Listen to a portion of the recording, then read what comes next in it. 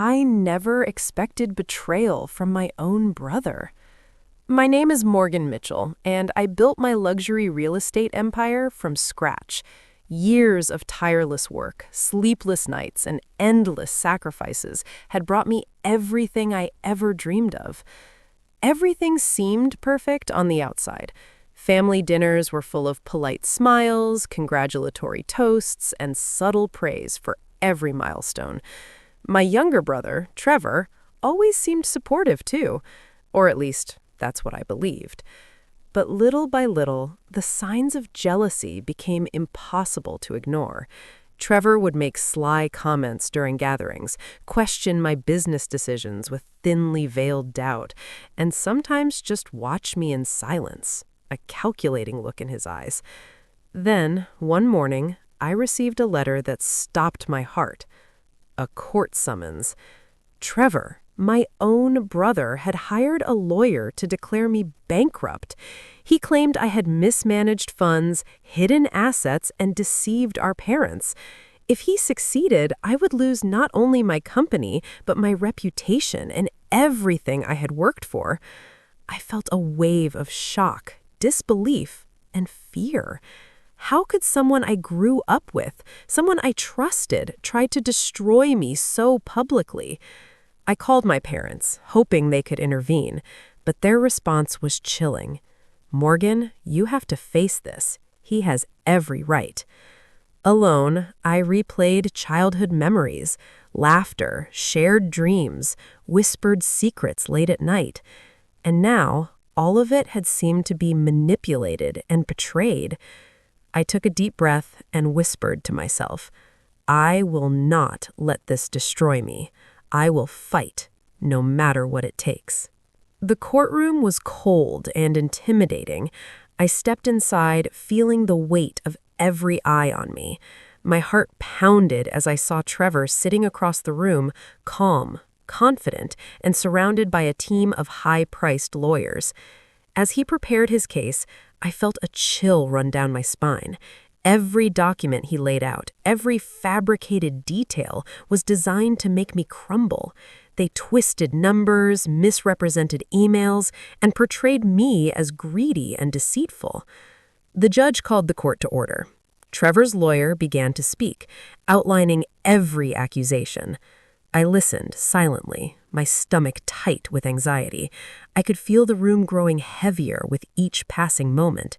Whispers spread among the spectators. I could sense them questioning me even before I had spoken. I tried to steady myself. This was my life, my company, my legacy. I couldn't let him destroy it with lies. Then I remembered something crucial, a voice message Trevor had sent months before. It wasn't part of the official evidence, but it held the truth. It revealed his jealousy, his intent, and his plan to ruin me. I turned to the judge. Your Honor, I said, my voice trembling but firm, may I present this evidence? The room fell silent. All eyes shifted to me. The judge nodded slowly. I played the message. Trevor's voice filled the courtroom, cold and calculated. I don't care how I get it. I want her destroyed. If I can't have what she has, neither should she. Gasps echoed. Lawyers whispered frantically. The evidence was undeniable. The judge leaned forward, scrutinizing Trevor. Did you send this message? Time seemed to freeze. Trevor stammered, searching for words. The courtroom held its breath. Every lie he had told began to unravel with that single question. I could hardly believe it. Months of manipulation, threats, and deceit were collapsing in an instant. I felt a surge of relief, but also a steely determination. This was only the beginning. I would see this through to the end. Even as Trevor's lawyers scrambled to salvage his case, I realized something important. Truth, no matter how hidden, always has a way of revealing itself, and sometimes the smallest evidence can turn the tide entirely. After the voice message was played, the courtroom fell into stunned silence. Trevor's confident facade cracked, and I could see panic flicker across his face. His lawyers whispered frantically, trying to salvage what remained of their case, but the damage was already done. The judge leaned forward, her eyes fixed on Trevor. "Did you send this message?" she asked, her voice calm but unyielding. Trevor's mouth opened, closed, and opened again. He stammered, searching for words, but none came.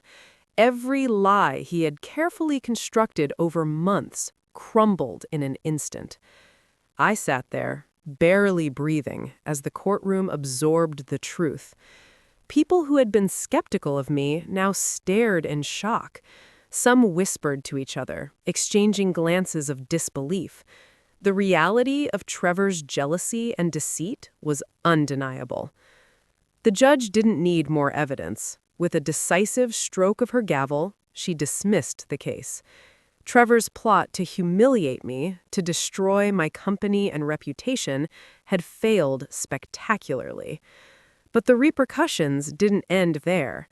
The judge ordered an immediate investigation into Trevor's actions, uncovering his manipulations, his attempts to falsify documents, and his efforts to mislead not only the court, but our own parents.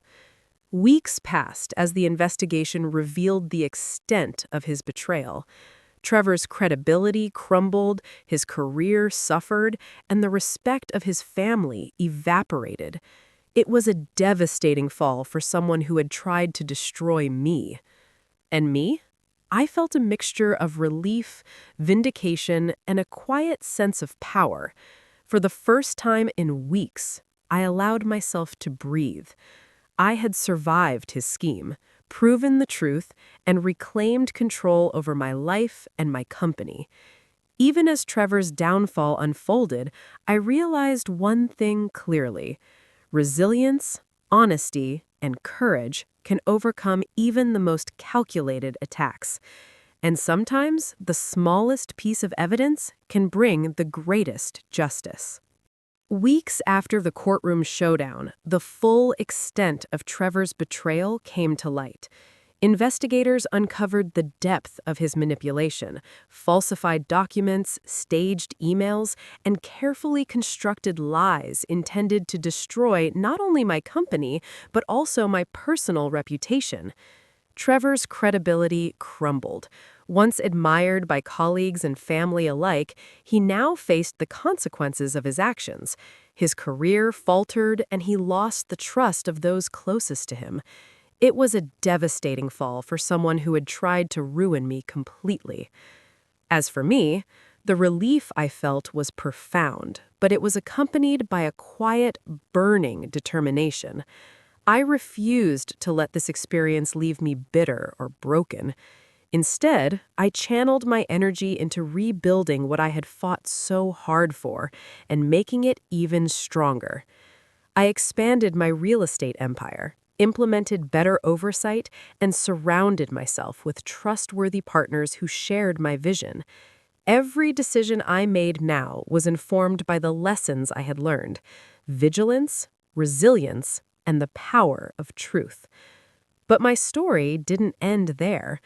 The betrayal I faced inspired me to create a fund to help others who had been unfairly treated by their own families, particularly children and young adults facing similar struggles. I wanted them to know they weren't alone and that perseverance could overcome even the darkest obstacles. I also confronted Trevor directly. I didn't want revenge in the traditional sense. Instead, I wanted him to understand the consequences of his actions. He saw the impact of his envy and deceit not just on me, but on his own life, and that realization alone was a form of justice. Standing on my office balcony one evening, looking over the skyline of Dallas, I realized something important. The trials we face can either break us or build us. I chose to let them build me. My company thrived, my mission expanded, and my sense of purpose was stronger than ever. In the end, the betrayal that once threatened to destroy me became the catalyst for my greatest triumph. I had turned pain into power, adversity into opportunity, and family betrayal into a legacy of strength and hope. And that, in the harshest, most dramatic twist of all, was my ultimate victory.